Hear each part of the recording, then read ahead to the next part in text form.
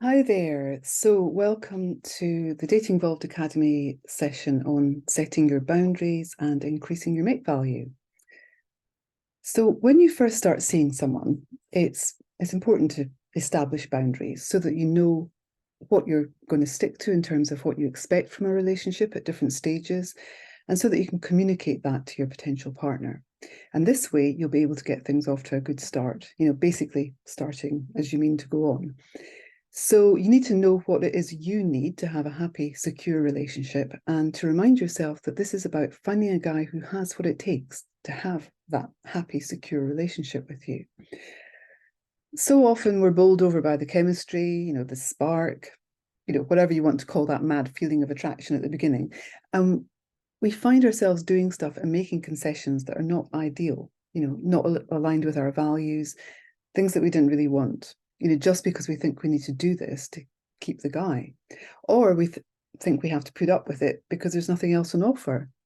But this just devalues us and we end up not getting treated well. Start as you mean to go on. And I've got 7 things here to think about to help you do this. So, first thing is to be clear about what you're looking for and what your boundaries are. I'm going to help you work out your boundaries throughout the presentation as well. So firstly, go back to your wants and your needs and your deal breakers. So if you remember, you'll find those in the master template that you did in module 4, or from the exercises you did in modules 2, 3, and 4. So if you remember, your wants are things that would be nice to have, but things that you can actually compromise on a bit. So, maybe you'd really like a tall guy, or you'd like someone that's into martial arts as much as you are, or medieval English literature as much as you are, or whatever, But maybe you don't actually need these things for a good relationship. Your needs, on the other hand, these are essential. So these might include things like your need for someone who's similar religious or spiritual ideas as you, maybe someone who would like to go globetrotting during retirement as you would like to. Of course, it's totally up to you what your needs are. And then the deal breakers are the things that would rule out a man for you. So this might be signals of having a dark triad personality, or it might be signs of an avoidant or emotionally unavailable person. It might be opposing values, maybe being at the opposite end of the political spectrum to you. So basically, it's worth getting clear on your wants, needs, and deal breakers if you're not there already. And then what traits does he have to fulfill your needs? Ask yourself, is he considerate, reliable, kind, consistent, honest? Does he seem like he'll have your back? And what behaviors do you want to see? Organizing meeting up well in advance and, planning things together about what you'll do, perhaps, responding in a timely way to messages, not leaving you wondering what's going on, taking your wants and opinions into account when deciding on a date venue, properly listening to you. So think about the kinds of things you want to see happening. This isn't about ticking boxes of nice things to have or, thinking about whether or not your friends will be impressed with him. This is making sure he actually has the qualities and behaviors that you need to be happy. So remember, when we get together with a guy, we need to ask ourselves, does this man have what it takes to create a happy, lasting relationship with me? And so once you're clear on what you really need and the broad kinds of behavior you're expecting, then you're going to be more prepared for being confident about your boundaries and sticking to them.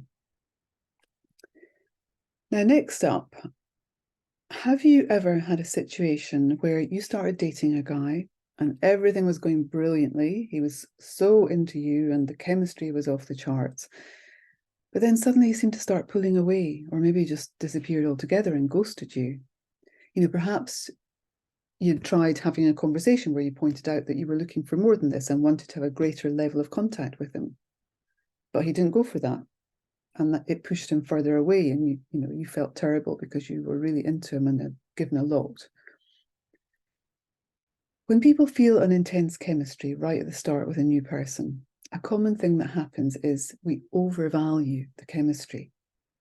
The chemistry is neither sufficient nor necessary for a good long-term relationship.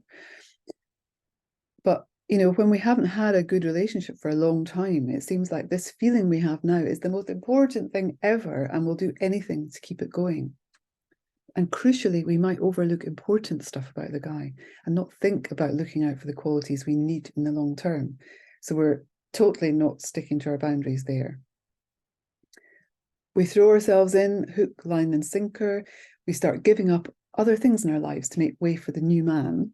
We put everything into this relationship.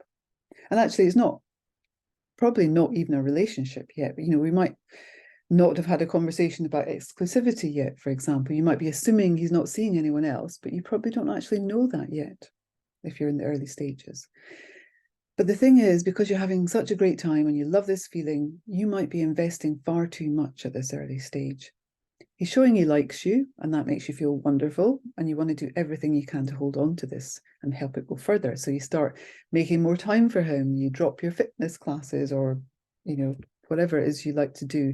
You want to spend your time with this new guy. You know, maybe you don't see family so much. You stop seeing your friends so much. You know, it's understandable if you haven't had this feeling for a long time. But just because this guy is giving you lots of attention, showing he likes you and complimenting you and so on, that doesn't mean he's planning a long-term relationship with you. He might want that, but it's not necessarily the case. You know, he might like you because you're fun right now. He might be liking other people too. You just don't necessarily know. If you're in the very early stages, you don't know him properly yet. And he may well be a great guy, but if you're throwing a ton of investment at him without him having to demonstrate the really good qualities that are needed in the long term, you know, so for example, maybe he's not being very reliable and not organizing proper dates in advance, but, you know, you're still going along with it, that's going to lower your value in his eyes. You know, he doesn't have to work that hard for your investment. You know, he knows he can take his foot off the gas in terms of effort and you'll still come running. That's what you're showing him. And so often he'll take his foot off the gas, and he probably won't value you in the way you deserve. But you can show your value in the way you take the time to see if this guy is right for you, to see if he has good long-term potential. And you can show your value by limiting the amount you give to the situation until, you know, you can see what the potential really is. So what I mean by this is, don't invest too much in the early stages. So meet up with him for dates, of course, have a great time, show him your good qualities, but don't drop everything when he clicks his fingers. You know, go on dates that are organized a few days in advance. And don't give up on the rest of your life. You know, still make time for friends, still do the things you enjoy that are important to you. And of course, you know, you could always invite him along to one of the things you like to do. That way he can see you in your element, and you can assess him on how much he respects the things that are important to you. But the point is, in the early stages, it's not a good idea to completely turn your life upside down for a guy, no matter how sexy and charismatic he is. You know, keep on with the things in your life that you value. And if you do this, it's going to be beneficial in two scenarios. So first, the scenario where, you know, in the longer term, it turns out he's not in it for the long haul. You know, if he backs off or he opts out altogether, if you haven't dropped everything for him, you won't have wasted so much time and energy, and you won't feel as bad about it compared with a situation where you've invested everything in him. And then the second happier scenario is when it turns out he is in it for the long haul.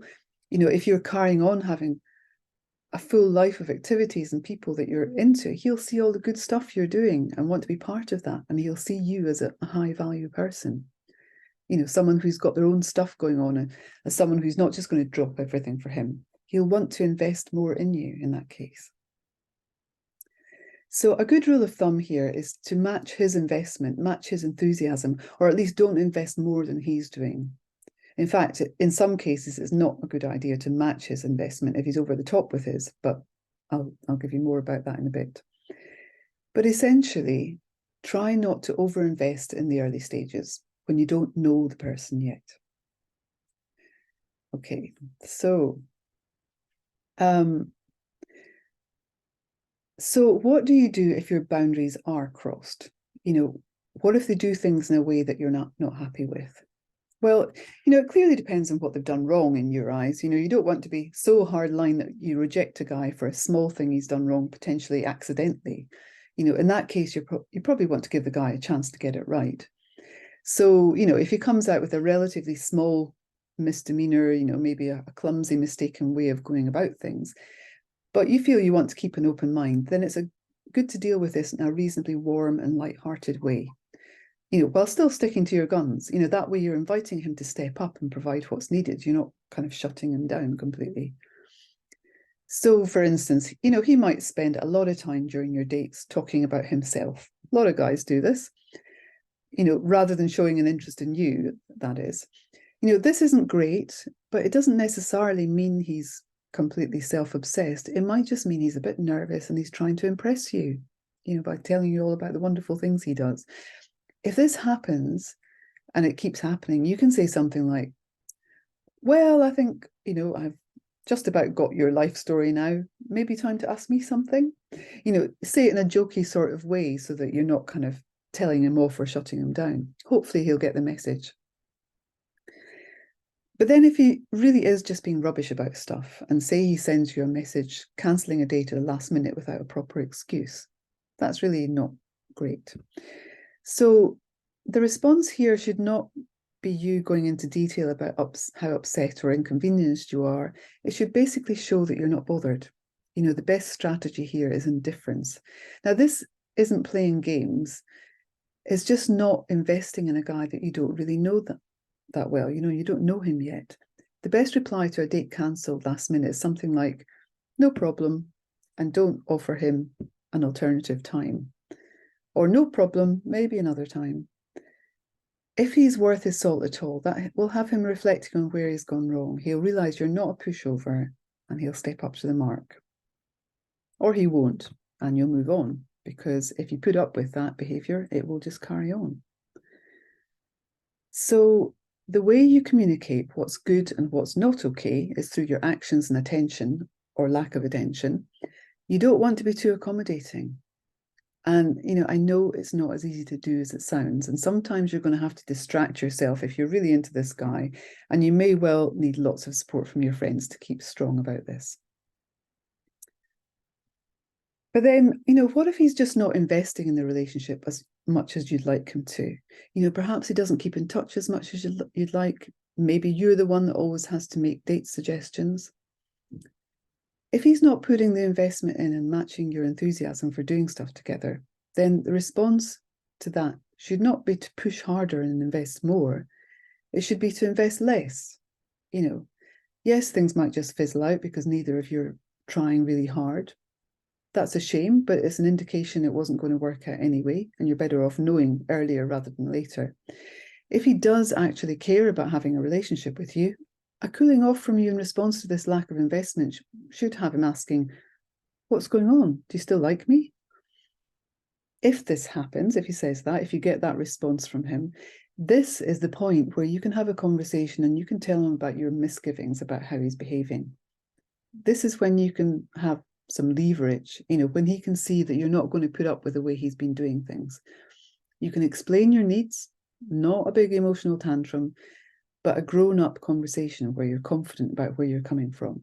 And then you can assess him on how he reacts to that. If he steps up to the mark, becomes more reliable and committed and more obviously wanting an exclusive, lasting relationship with you, then of course you can, up your investment too and build towards a stronger connection and relationship. But if he doesn't step up to the mark, then you'll know to move on. Now, what I want to help you doing here is wasting time and emotional energy on guys who aren't right for you or aren't looking for the same kind of relationship as you.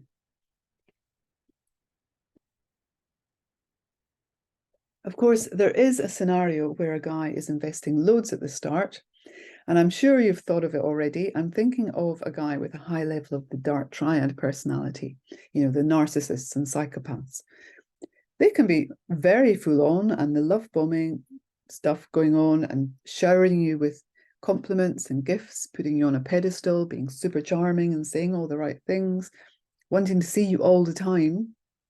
And of course, in this case, I wouldn't suggest matching his level of investment. You know, if you're being love bombed, it doesn't mean that there's no chance that this guy's for real, but there's a pretty good chance that he's not. If a guy is behaving way beyond what you would normally expect in terms of his enthusiasm and investment, then there is a chance that he's either some sort of scammer or he's dark triad, in which case you want to give him a really wide berth. So hopefully you'll remember we went through the signs of this in some detail in the latter part of Module 3, and also some in Module 5 as well. But if you're hazy on this, I'd recommend going back and reviewing the third video in Module 3 and also have a look at the Module 5 stuff so that you can recap on how to avoid these kind of guys. But basically, if he's over the top in his investment at the very start, you know, for the first few weeks even, be very cautious.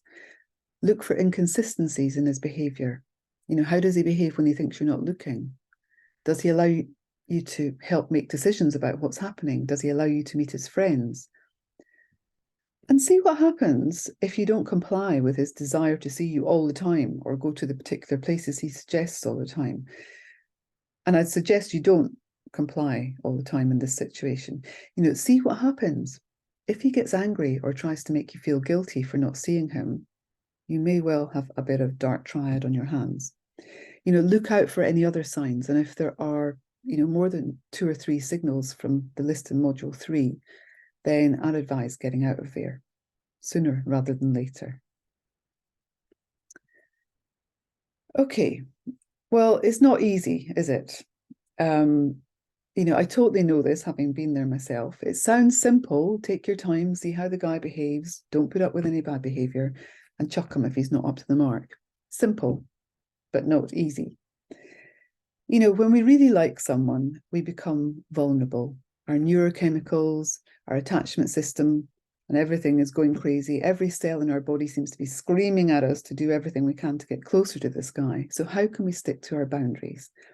Well, there are 3 things that can help here, and I spoke about these in Module 6. The first one is an abundance mindset. So if you come to appreciate that there are plenty of good men around, you can help this along by making yourself approachable to good guys, making an effort to chat with men, you know, not just the ones that you're interested in as a romantic prospect, but other guys too. Then you just get the idea that there are plenty of nice guys out there. And remember the competition that men are feeling.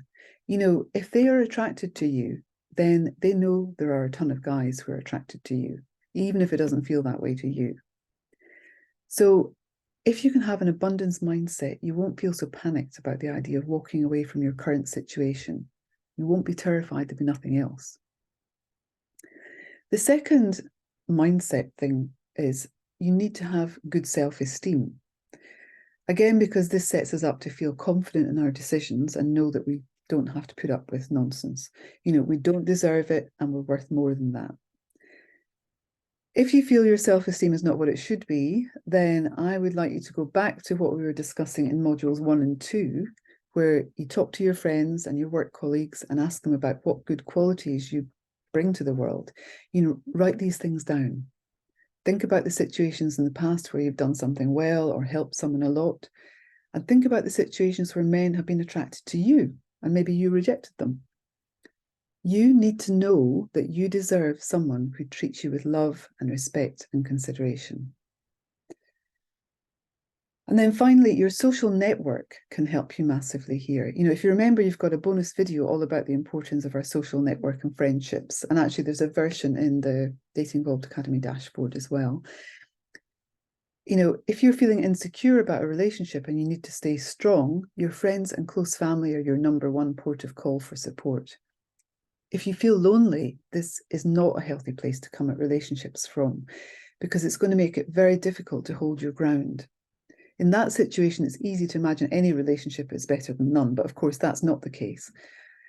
If you do suffer from loneliness, then do go back and review that bonus video on how you can improve things on that front.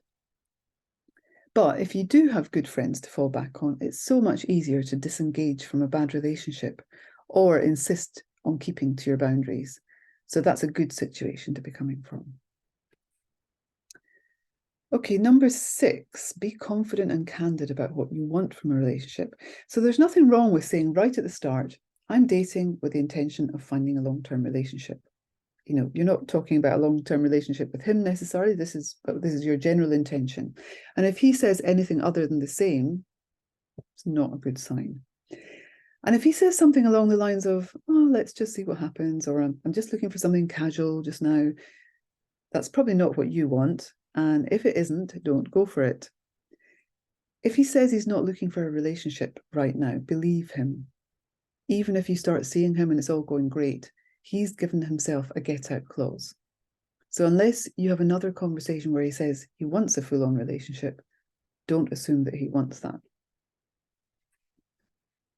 And keep in mind, if a guy behaves badly, that is on him, it's not you. If a guy messes you around, that just means he's a useless guy and not the one you want. It doesn't mean there's anything wrong with you. If you keep thinking that the way men behave in relationships is down to you, then you get into a horrible cycle of blaming yourself and thinking you're never going to be able to get a man. So this is where you need to shift your thinking towards the fact that you need to choose guys wisely and assess their behavior over time and work out if they're going to be able to meet your needs. Do they have what it takes to give you a happy relationship?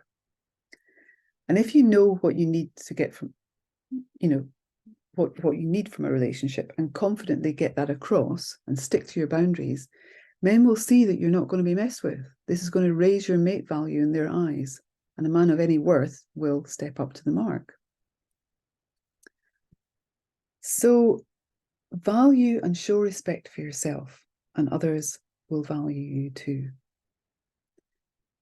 You know, if you're dating a guy, the number one thing to remember and get across is this man would be lucky to be with you. You know what it's like if you're with a guy that just agrees with everything you say or want, someone who will drop everything to be with you whenever you snap your fingers, regardless. That's not attractive. You know, that will probably have you wanting to run a mile. It's the same with men. So value yourself and expect others to value you too. So I'm just going to finish up with finding the man you need the evolved way.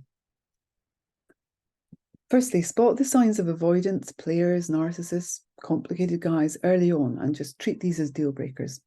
Just don't go there because you know it's going to be trouble. And you'll be able to find all these signs in the appropriate modules, I'm sure you know. Then secondly, effectively communicate your needs and boundaries and assess men on their response to this. You know, don't put up with bad behavior. And then finally, expect to be treated with respect and consideration. If you don't get that, he's not the right man for you. Okay, and so before we have breakout rooms, I'll just give you a few questions to discuss. So think about, are you clear on what your needs are as opposed to your wants? So remember, that's what we went through in module 2. So do you really know what you're looking for in a guy so that you'll know what boundaries you want to stick to? Then do you feel confident about what you'll do if a guy crosses your boundaries? Have you sort of figured that out and know that you're going to be able to, you know, say that? And thirdly, do you have everything you need in place to be able to stick to your boundaries? You know, you have to know what your boundaries are and what you'll do, but also the mindset, you know, your abundance mindset, the good self-esteem, the friends who've got your back. So there are a few things to think about, and I'm going to stop there.